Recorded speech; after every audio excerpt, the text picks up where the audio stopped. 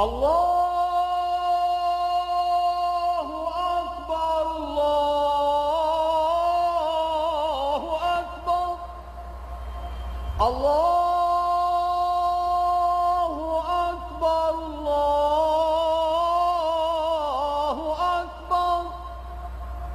Cairo.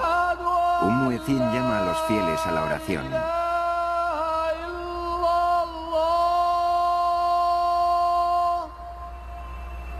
Es la misma llamada que se produce 5 veces al día, todos los días en ciudades de todo el mundo.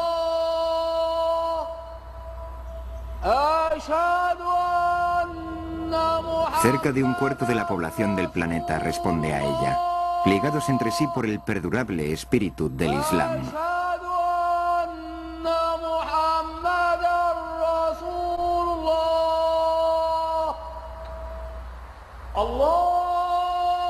Alá es grande, proclama el muecín. Doy testimonio de que no hay más Dios que Alá. Doy testimonio de que Mahoma es el mensajero de Dios. Venid y orad, venid y prosperad. Alá es grande. No hay más Dios que Alá.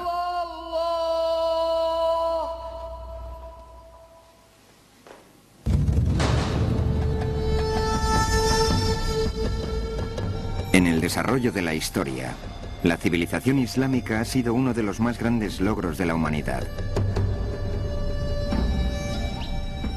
Un poder mundial que se funda simplemente en la fe.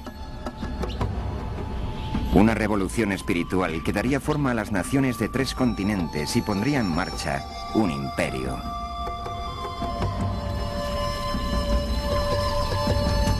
En el mundo occidental, la historia del Islam ha sido oscurecida por un velo de temor e incomprensión. Sin embargo, esta oculta historia del Islam está profunda y sorprendentemente entretejida con la civilización occidental. Fueron sabios musulmanes los que reclamaron el antiguo saber de los griegos, mientras Europa languidecía en el oscurantismo. Fueron ellos quienes plantaron las semillas del Renacimiento, 600 años antes del nacimiento de Leonardo da Vinci. Desde la manera de cuidar a los enfermos, hasta los números que utilizamos para contar, las culturas de todo el globo han sido influidas por la civilización islámica. Y todo esto tuvo su origen en la vida de un solo hombre. El profundo mensaje que proclamó cambiaría el mundo para siempre. Su nombre fue Mahoma.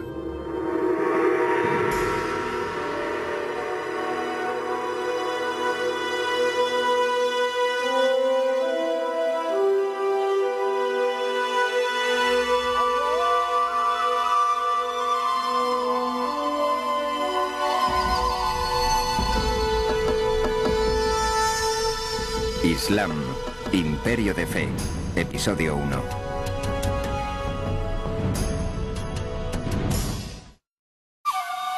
El mensajero.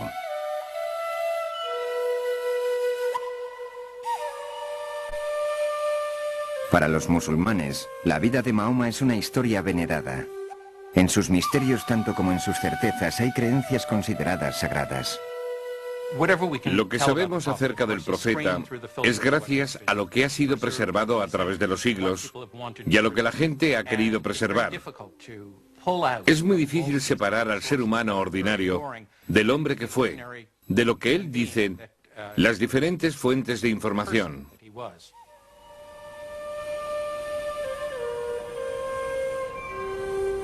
Sabemos que Mahoma nació alrededor del año 570 después de Cristo, en la calcinada península de Arabia.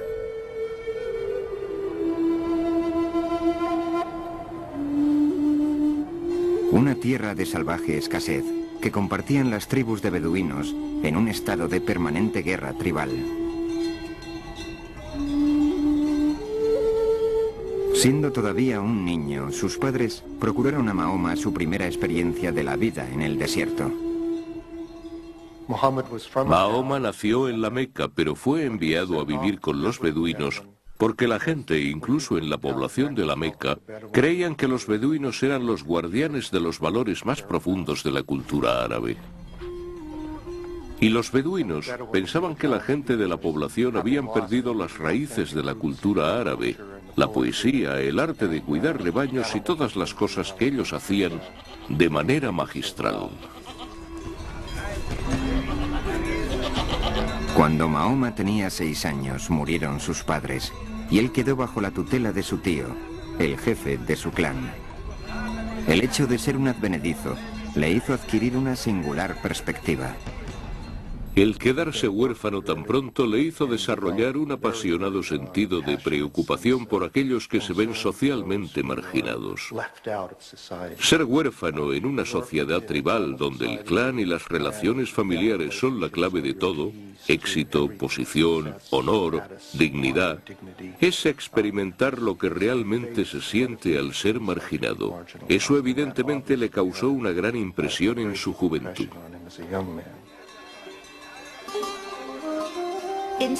Por un lado, el hecho de crecer sin padres, por supuesto, le perjudicó. Pero por otro lado, él era muy adaptable. Tenía muchos padres, tenía muchas madres, así que eso le hizo el hijo de todos.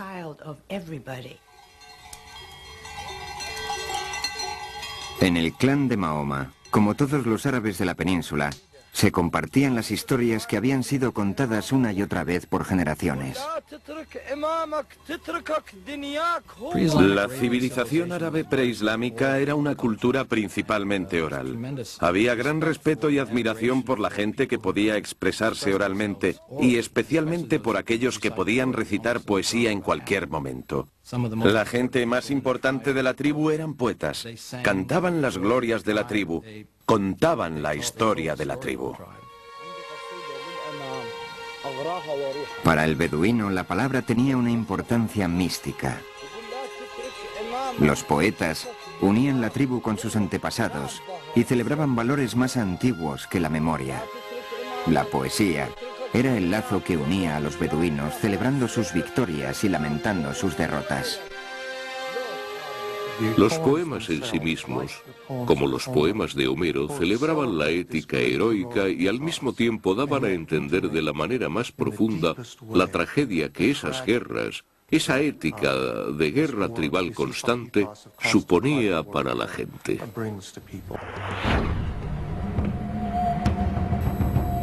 Guerra y conflicto eran la inexorable realidad de una época peligrosa. El tío de Mahoma le enseñó las habilidades que necesitaría para sobrevivir en un mundo donde incluso un profeta empuñaría un arco.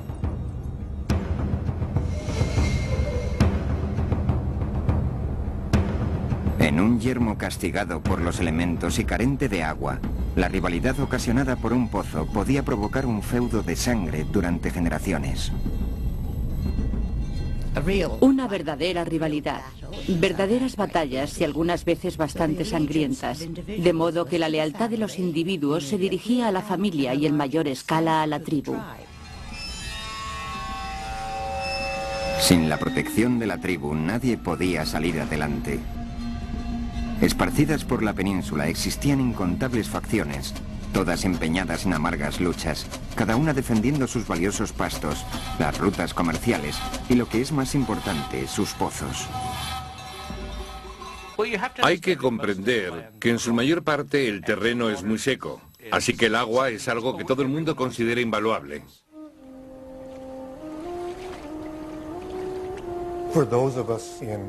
Para los que vivimos en climas donde abunda el agua, es difícil entender la profunda importancia que el símbolo del agua tiene para las sociedades que viven en lugares desérticos, donde solo llueve 1 o 2 veces al año y donde un poco de agua marca la diferencia entre la vida y la muerte.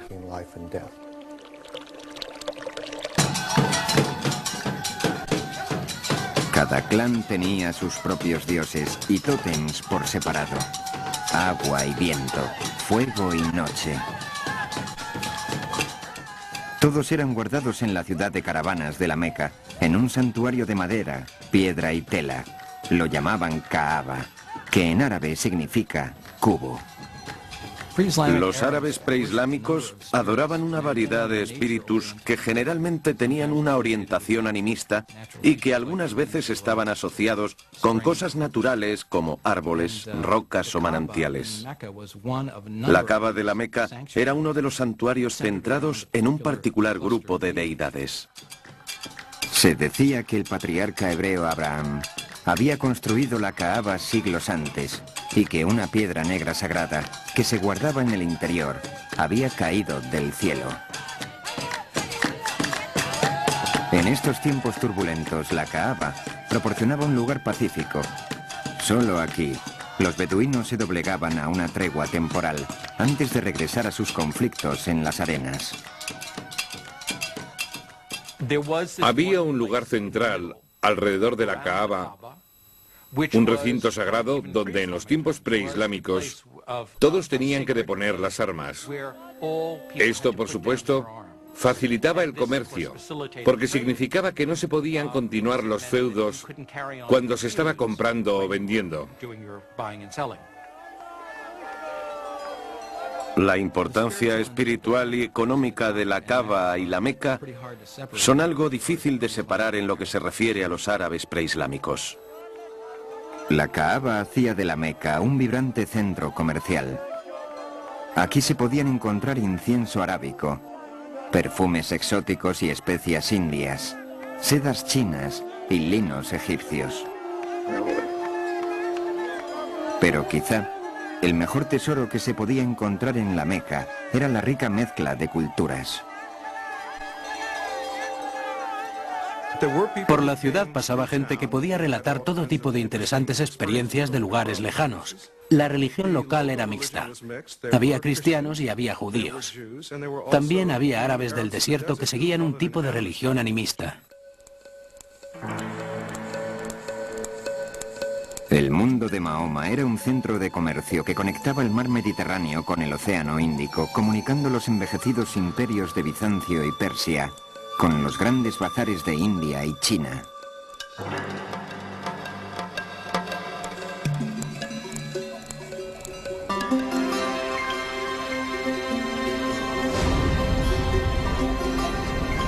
Mahoma se hizo comerciante. De hecho, tenía una gran habilidad para el comercio. A la edad de 25 años, mientras que conducía una caravana dirección norte hacia Siria, su talento llamó la atención de la dueña del cargo, una viuda rica llamada Khadija. Estaba tan impresionada con Mahoma que le propuso matrimonio. Khadija. Bueno, pienso que fue su mentora, además de su mujer. Una mujer muy fuerte, con su propio negocio y a la que Mahoma ayudaba. Formaban un gran equipo y estoy segura de que él aprendió mucho de ella. Él tenía muchos contactos entre los mercaderes que venían de diferentes partes del mundo y que pasaban a través de la península arábiga. Creo que era un hombre muy inteligente y de mente muy abierta. Era capaz de comunicarse con una gran variedad de gente. Debió ser un hombre con mucho carisma. Mahoma tenía don de gentes y se le daba bien resolver disputas. Una vez, cuando tuvieron que hacerse reparaciones en la Kaaba, los jefes de los clanes disputaron sobre quién tendría el honor de volver a poner en su lugar la sagrada piedra negra. Antes de que pudiera desencadenarse la violencia, Mahoma propuso una solución equitativa.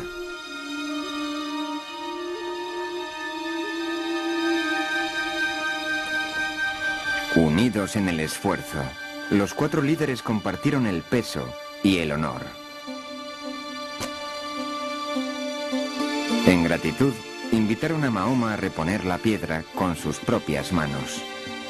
Mahoma vino a ser conocido como Al-Amin, el que inspira confianza. Existe todo tipo de indicación de que estaba tremendamente interesado en cuestiones religiosas. Y esto obviamente es algo por lo que probablemente las personas ordinarias no se interesaban en aquellos días. Hablaba con los sabios árabes. Hablaba con sabios judíos y cristianos que vivían en el área. Solía subir a las colinas rocosas de las cercanías de la Meca para meditar y pensar acerca de cosas. En algún punto tuvo esa extraordinaria visión de la que se habla de manera tan alusiva y evocativa.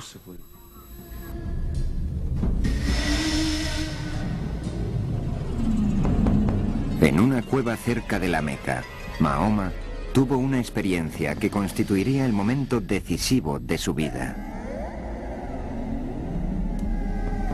Se dice que un ángel se le apareció con forma de hombre, dándole instrucciones para hablar en el nombre del Dios omnipotente. Para Mahoma, este fue un momento tan profundo como intensamente perturbador. Uno imagina lo que significaría para una persona normal socialmente. Tal vez poco corriente debido a su intensidad por cosas como justicia social y la búsqueda del sentido de la vida, pero sin poseer nada que pueda parecer milagroso a sus conocidos. Y entonces de repente haber escuchado esta voz y luego esa voz saliendo de él para hablar y proclamar a otras personas.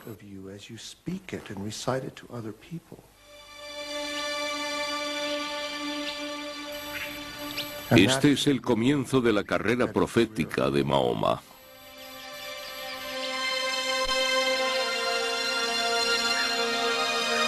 Los meses siguientes traerían más revelaciones.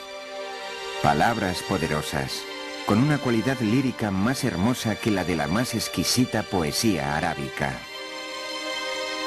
Por encima de todo, Mahoma debía transmitir un mensaje a su gente. Una proclamación simple y, sin embargo, radical. La proclamación de que no hay más que un único Dios. El principal dogma del Islam es la unidad, la indivisible unidad de Dios. No es algo que simplemente se dice, sino que es el concepto más importante. La unidad divina significa algo más que decir que solo hay un Dios y no existe ninguna otra deidad. Es el hecho de pensar en solo una cosa. De modo que los pensamientos de posesiones, los pensamientos de posición y de poder son todos ídolos intelectuales.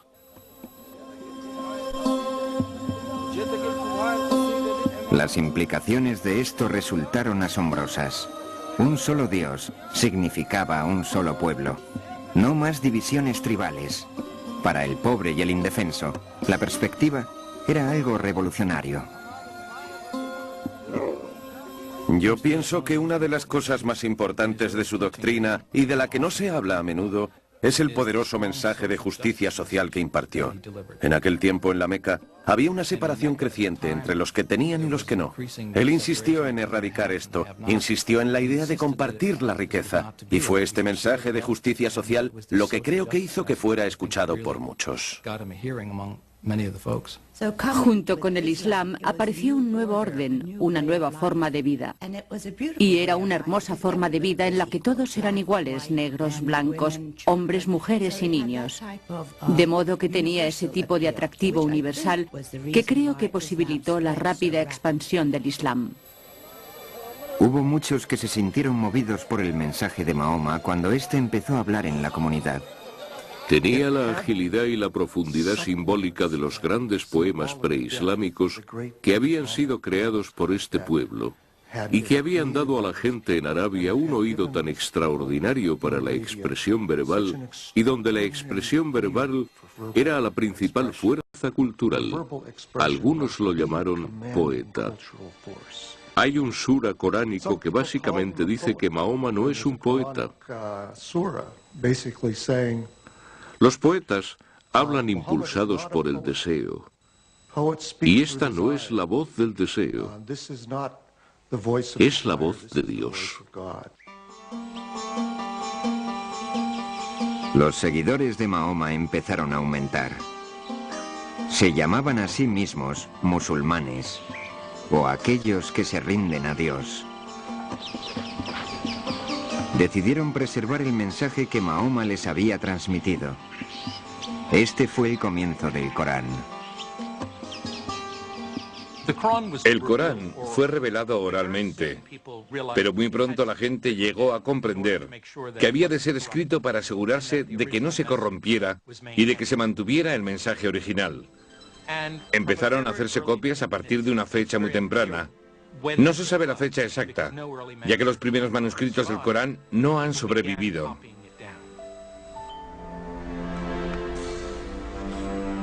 El Corán es una revelación de enseñanza espiritual, una guía ética y social.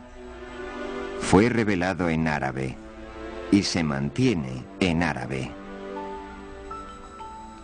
Lo más extraordinario acerca del Corán es su naturalidad.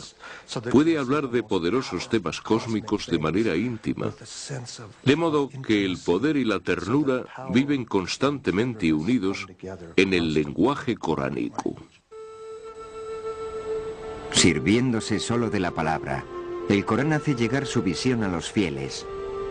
Sus imágenes conjuran un cuadro de la vida después de la muerte, que resuena con todo el poder de la poesía beduina tradicional.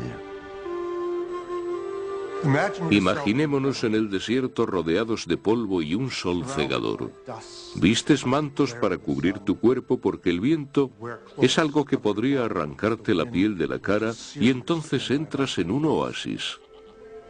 La temperatura desciende dramáticamente.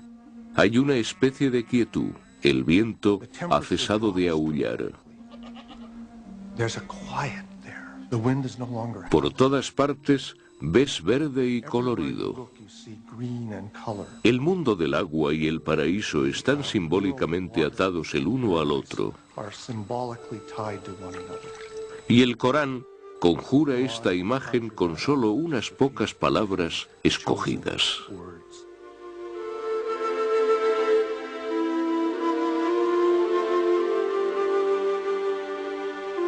Sin embargo, a pesar de todas las imágenes del paraíso, en el Corán no hay una descripción fácil de Dios. El misterio todavía subsiste. Es muy difícil hablar de Dios sin tratar de darlo forma. Generalmente se tiene una visión antropomórfica de Dios. Lo convertimos en una proyección de nosotros mismos. Esa es la razón por la que los musulmanes no son dados tradicionalmente a la escultura. Creen que constituye un riesgo. El Corán evita este peligro constantemente cambiando los pronombres, de modo que en realidad uno no puede dar forma a Dios o percibir ninguna imagen física. En lugar de la imagen física de Dios o de Mahoma, es la belleza del mismo Corán lo que se celebra en el Islam. El Islam se desarrolló en un contexto que no favorecía las imágenes visuales. La revelación del Corán es la representación de Dios en la tierra. Los musulmanes sentían ya desde el principio que la única representación justa de la palabra de Dios era el mismo Corán y no ninguna imagen de Dios, porque no se podía representar a Dios. Y ciertamente tampoco ningún retrato de Mahoma, porque él no era divino.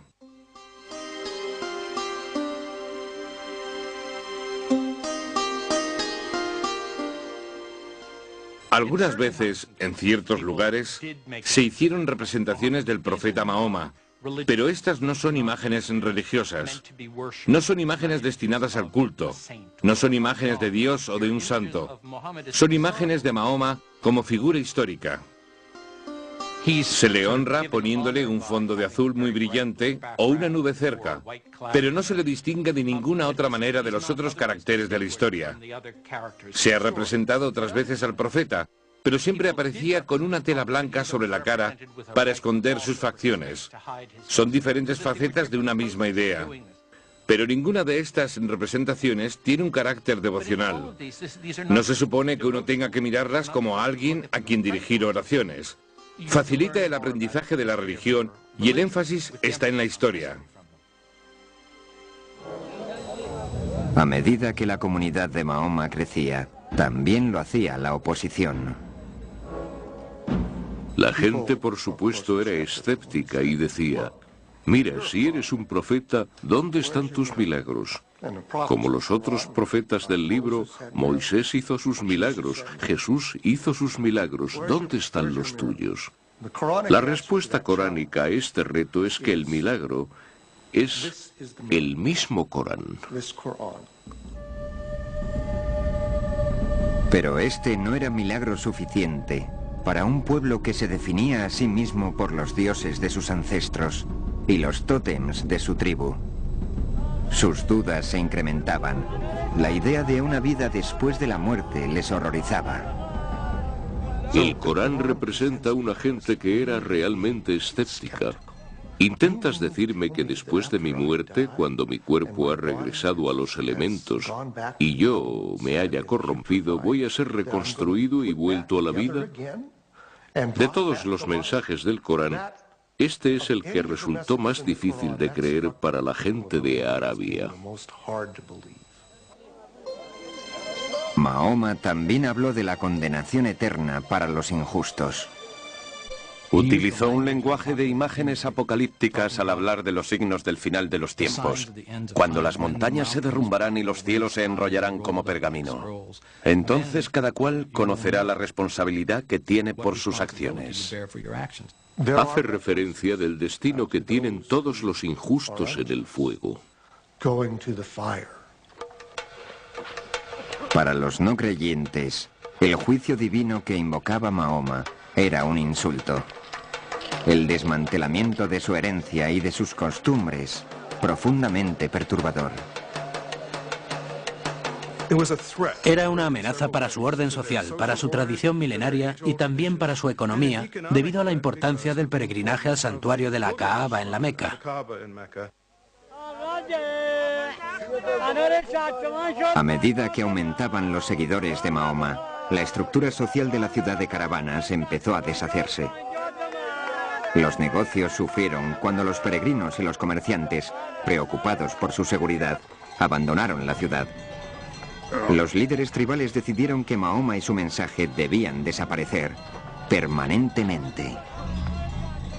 No querían que se hiciera con el mando. No querían que hiciera tambalear el control que ejercían sobre la ciudad. Le pusieron las cosas muy difíciles. Incluso planearon su asesinato. Querían mantenerle alejado de la Kaaba. Intentaron expulsarle de la ciudad. Exigieron del tío de Mahoma que privara al profeta de la protección de su clan. Esto hubiera abierto un camino para su asesinato sin la posterior amenaza de desquite. Pero su tío se negó. Las líneas de la batalla fueron marcadas.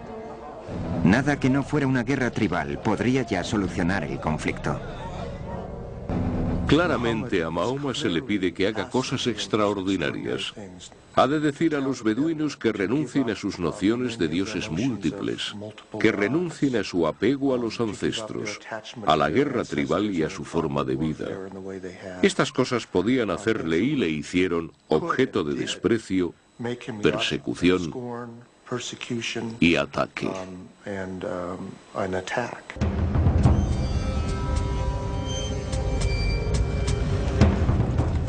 Los seguidores de Mahoma fueron forzados a abandonar el mercado, causando su ruina. Aquellos que carecían de la protección de un clan fueron torturados y asesinados. En el año 619 después de Cristo, murió la mujer de Mahoma, Khadija, y también su tío. Perdió su primer gran amor y su único protector. Por fin se presentaba la oportunidad que sus enemigos habían estado esperando.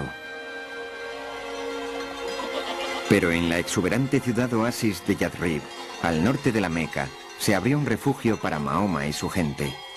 Las rivalidades entre clanes habían llegado a un punto álgido en la ciudad y necesitaban desesperadamente un pacificador. Habían oído que Mahoma era un hombre digno de confianza. Oyeron que tenía grandes habilidades de mediador y pensaron, veamos si podemos hacer que venga a ayudarnos. De modo que lo invitaron.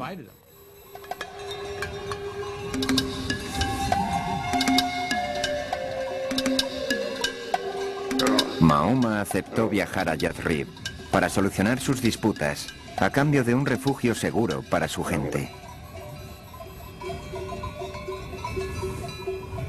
Abandonar el lugar de sus ancestros, sus familias y tribus, fue la prueba definitiva de devoción para los seguidores de Mahoma.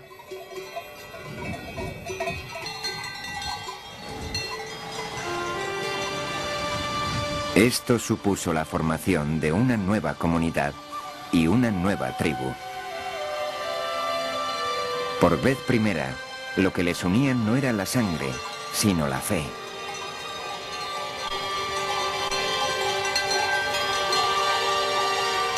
En el curso de un solo viaje de caravana, es donde el Islam marca su verdadero comienzo. Su viaje se conoce con el nombre de Égira. El año 622 del calendario cristiano marca el año 1 musulmán.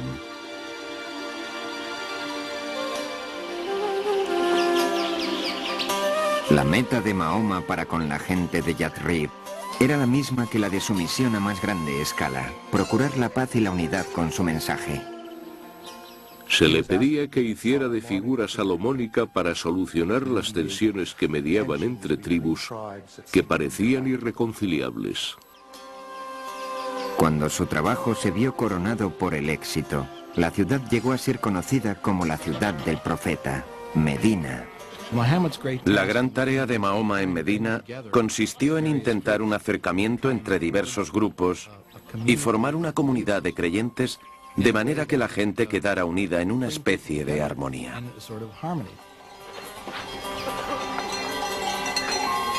Mahoma ofreció a los clanes divididos de Medina una visión de solidaridad, pero al mismo tiempo que propagaba la palabra del Islam, nunca puso en entredicho las creencias de otros credos. El Islam se ve a sí mismo en buenas relaciones con las anteriores religiones, como el judaísmo y el cristianismo. Considera a su gente como gente del libro. Creen que Dios se ha dado a conocer a la humanidad muchas veces, pero cada vez la gente ha acabado desviándose. A lo largo del Corán se percibe la humanidad de Mahoma, su humildad como persona y el reto extraordinario de la misión que le fue encomendada por esta revelación divina.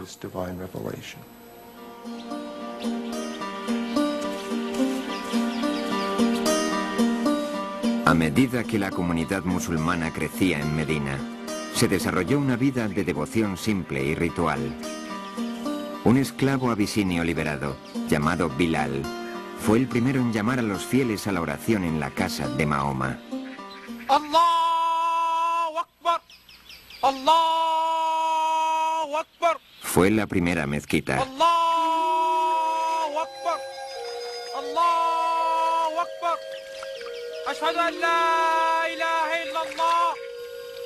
La llamada a la plegaria contiene el primer pilar del islamismo, que es la afirmación de la unidad de Dios. La ilaha illallah es la bella frase que muchos musulmanes repiten una y otra vez en su mente o de palabra para recordarse constantemente a sí mismos la unidad de Dios y la unidad sobre la que debemos enfocar nuestras vidas.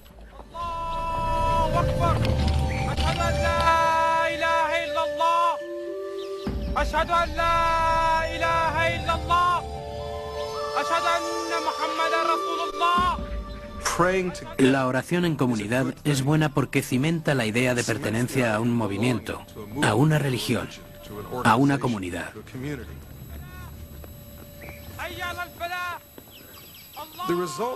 El resultado es algo muy poderoso, incluso para un observador no creyente, alguien que profese otra religión. Realizamos una serie de gestos cuando rezamos en adoración a esa unidad. Nuestros cuerpos, nuestras mentes y nuestras almas se unen en el momento de inclinarnos y tocar con la cabeza en el suelo dirigidos al mismo centro. ¿Qué símbolo de unidad podría ser más poderoso? Se dice que durante su estancia en Medina, Mahoma recibió una revelación instruyendo a los que oraban a hacerlo en dirección a la Kaaba de la Meca. Aunque llena de ídolos paganos, seguía siendo el santuario de Abraham, el primer creyente en el Dios único y verdadero. Pero mientras los musulmanes oraban en dirección a la Meca, sus enemigos estaban reuniendo fuerzas. Su meta, exterminar a los musulmanes.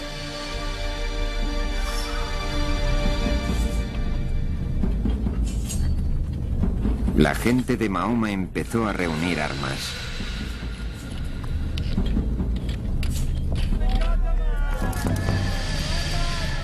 Aunque los musulmanes se prepararon lo mejor que pudieron, eran superados en número y en fuerza.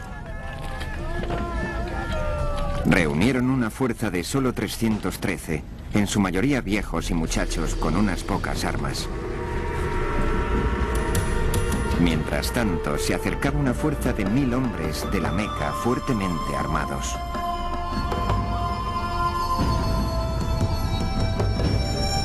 Durante años, Mahoma había intentado llevar el Islam pacíficamente a la gente de la Meca. Había llegado la hora de luchar.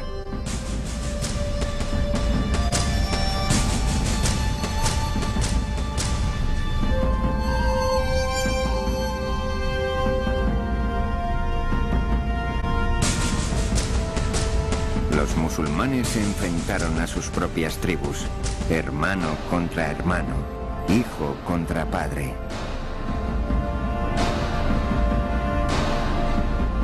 Sin embargo, marchaban llevando una poderosa arma, la apasionada creencia en su fe. Las tropas de Mahoma lucharon con la confianza en la voluntad de Dios como guía.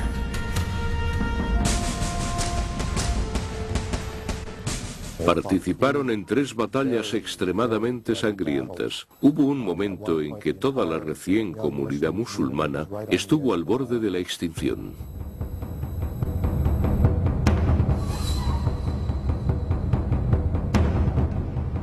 Durante 3 años el ejército musulmán se mantuvo en pie, a pesar de su increíble desventaja.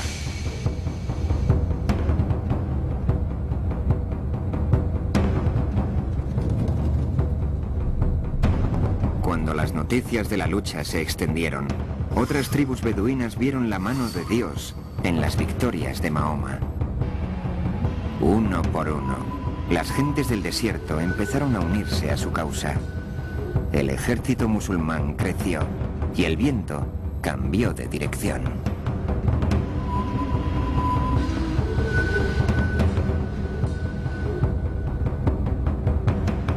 Las fuerzas musulmanas avanzaron hasta las inmediaciones de la Meca.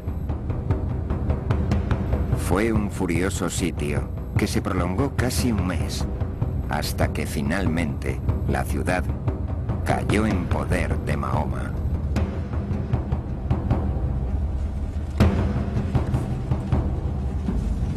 En el año 630 después de Cristo, la aterrorizada gente de la Meca se preparó para la matanza. El ejército de Mahoma regresaba a la Meca, ahora con una fuerza de 10.000 hombres.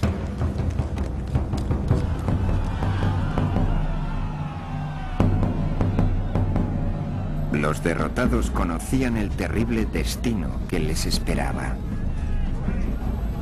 Según las costumbres de la lucha tribal, la gente de la Meca solo podía esperar una gran venganza. Por lo general se mataba a los hombres y las mujeres y los niños eran vendidos como esclavos. En una guerra tribal no había misericordia para el vencido. En esto, por supuesto, no eran diferentes de otros pueblos.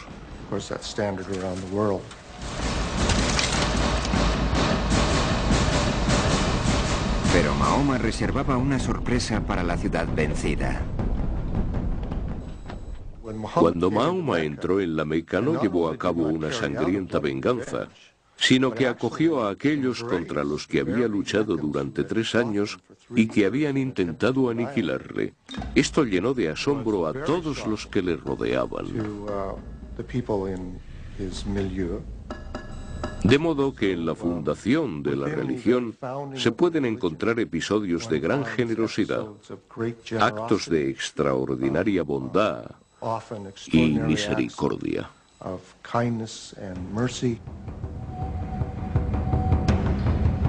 Pero no todo en la Meca escapó a la ira de Mahoma. Enardecidos con la victoria, sus tropas marcharon en dirección a la Kaaba. Marcharon 7 veces alrededor del santuario, mientras que aquellos que habían venido a buscar protección apelaban a sus ídolos. Pero Mahoma no había venido a destruir a los paganos, venía a por sus ídolos. Levantó su bastón y los dioses tribales de sus antepasados fueron reducidos a polvo.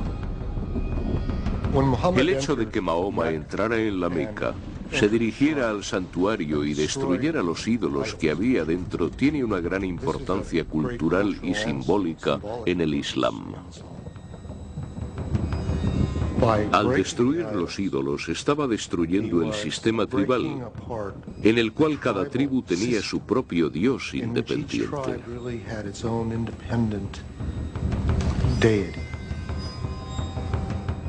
El hecho de que los dioses de sus antepasados fueran destruidos fue impactante para los beduinos.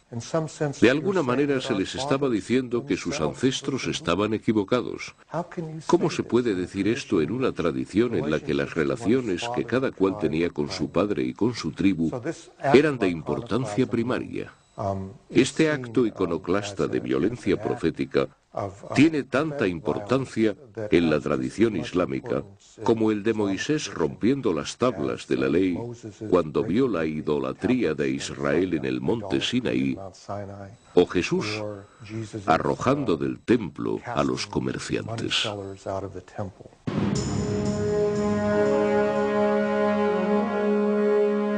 La destrucción de los ídolos supuso un nuevo principio, una ruptura con el pasado y la creación de una nueva y poderosa fuerza. La Meca fue solo el comienzo.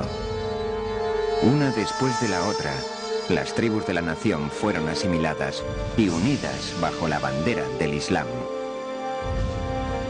Se había iniciado una comunidad de fe, nacida de la extraordinaria alineación de historia, personalidad y convicción. Lo que hizo Mahoma fue impartir un sentido de solidaridad, un sentido de misión, uniendo todos los segmentos separados de la península que desde entonces marcharían en dirección norte, sur, este y oeste.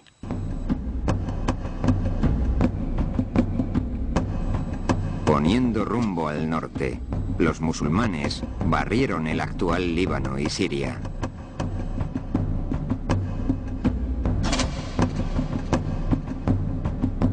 Continuaron hacia el oeste, dentro de Egipto, y rápidamente a través del norte de África, fortificando la costa del Mediterráneo. Solo se detuvieron frente al mar. A partir del año 622, el año 1 del calendario islámico, su crecimiento fue explosivo. En solo 50 años, una gente cuyos padres eran criadores de camellos estaba gobernando uno de los mayores imperios de la historia mundial. En un periodo de 200 años, su imperio se extendía desde España a China. Los musulmanes absorbieron el imperio de Irán y 2/3 del imperio cristiano bizantino.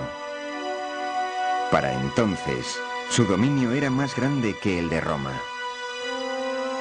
Se extendía desde Marruecos en el oeste hasta el río Indo en el este, donde está actualmente la frontera con la India.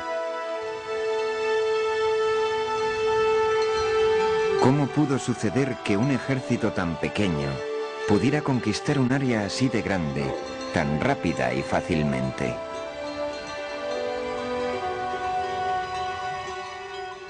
El éxito del Islam, al expandirse por el Oriente Medio Central y a través del norte de África, fue debido en gran manera al hastío de la gente con sus regímenes previos. La idea de que los musulmanes se pasearan por el mundo diciendo «conviértete o muere», en realidad no es exacta en absoluto. No gobernaron con mano dura. En realidad permitieron que los pueblos conquistados mantuvieran sus propias estructuras administrativas. Permitieron que los cristianos y los judíos conservaran sus leyes religiosas y se gobernaran por ellas. De modo que en muchos casos los pueblos conquistados no percibieron la presencia del nuevo régimen como algo intolerable. De hecho, para los individuos que se sentían explotados y atropellados por un opresivo y a menudo parasitario sacerdocio, la idea de que el Islam era una religión esencialmente libre de clero debió de ser muy atractiva.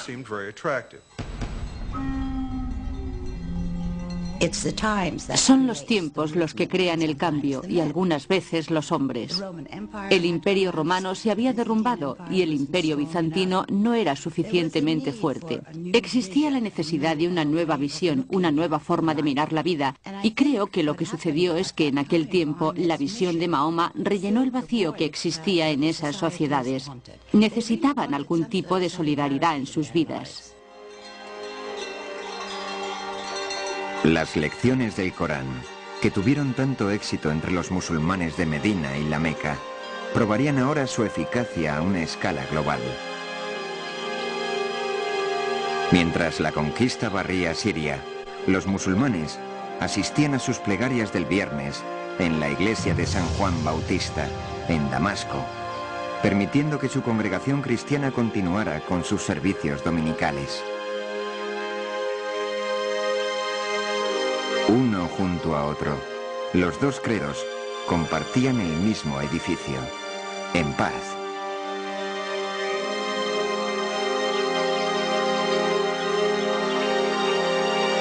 Dado el crecimiento de la comunidad musulmana, compraron la vieja iglesia a la congregación cristiana y construyeron una enorme mezquita en el lugar. Artesanos bizantinos la decoraron, representando en mosaicos dorados el paraíso islámico.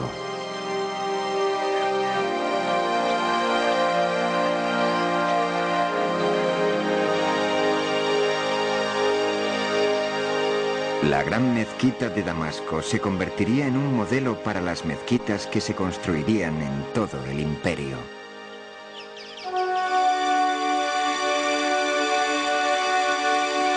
Los árabes transformaron las tierras que conquistaban, manteniendo, mejorando o expandiendo la infraestructura.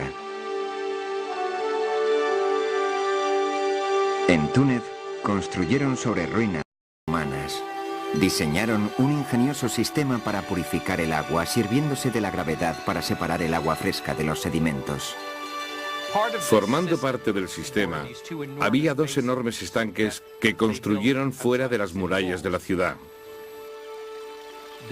El agua limpia fluía hacia el estanque más grande, donde era distribuida a la ciudad por cañerías. Esto sucedió antes de que nadie en Europa soñara con tener agua corriente.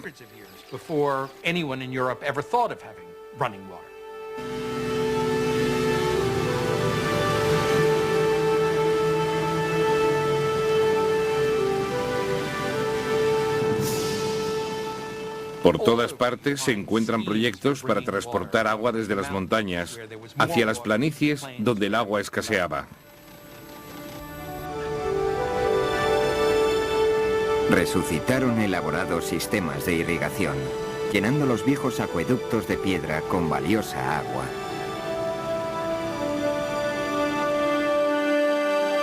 La agricultura floreció, al ser introducidos en la región mediterránea alimentos de orden básico, como el trigo. Pero los musulmanes guardaron su proyecto más monumental para la sagrada ciudad de Jerusalén. La primera gran obra de arte del Islam es la Cúpula de la Roca. Fue construida en una ciudad que era sagrada para cristianos y judíos. Es algo espectacular.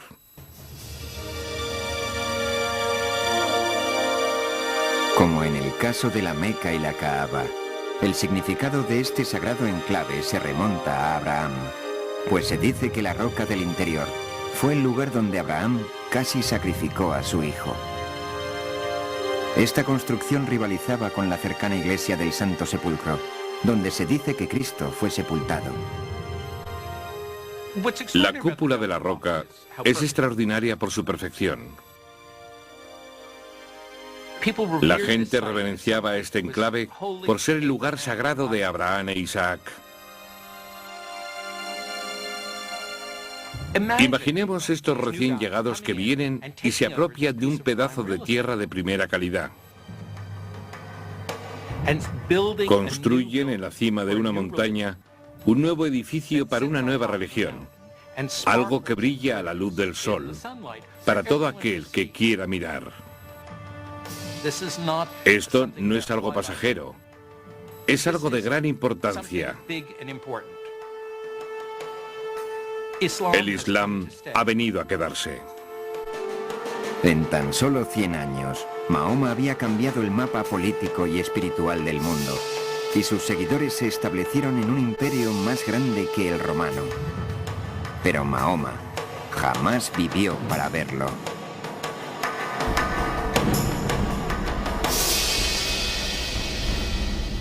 En el 11º año del calendario islámico, el 632 después de Cristo, solo 2 años después de tomar la Meca, Mahoma murió.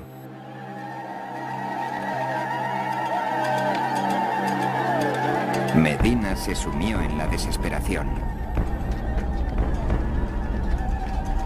Durante días, la ciudad se vio consumida por el dolor y la ceremonia. Se sabe que Mahoma quería ser enterrado con sencillez, con nada que marcara su tumba. No quería que la gente fuera a adorar su tumba, porque eso hubiera interferido con su adoración a Dios. Dios les había hablado solo a través de Mahoma.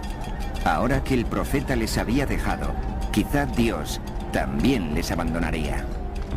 La muerte de Mahoma supuso una crisis para la joven comunidad islámica. La cuestión de la sucesión era lo que realmente preocupaba a la gente. En este punto hubo una divergencia de opinión referente a cómo debería elegir la comunidad a un nuevo líder. Según la facción de los chiitas, Mahoma había ya designado como sucesor a Ali, su yerno y primo. La opinión que llegó a ser la de la mayoría, o la opinión suní, declaraba que Mahoma no había elegido sucesor durante su vida, pero que había dicho que eligieran a alguien entre los miembros de la comunidad o entre los ancianos. Y de una casa salió un hombre que había de ser su sucesor. Abu Bakr se dirigió a la gente y dijo: si adoráis a Mahoma, sabed que está muerto. Si adoráis a Dios, sabed que Él vive para siempre. Este es el secreto del poder y de la profunda influencia del Islam, la fuerza unificadora de un solo Dios misericordioso y compasivo, el poder de un pueblo unido por una fe común. Mahoma no encabezó la conquista, ni creó el imperio que había de venir. Fue el poder transformador de su mensaje quien lo hizo. De ese mensaje emanaría una fuente de conocimiento que transformaría a la humanidad a medida que el Islam continuaba extendiendo su influencia.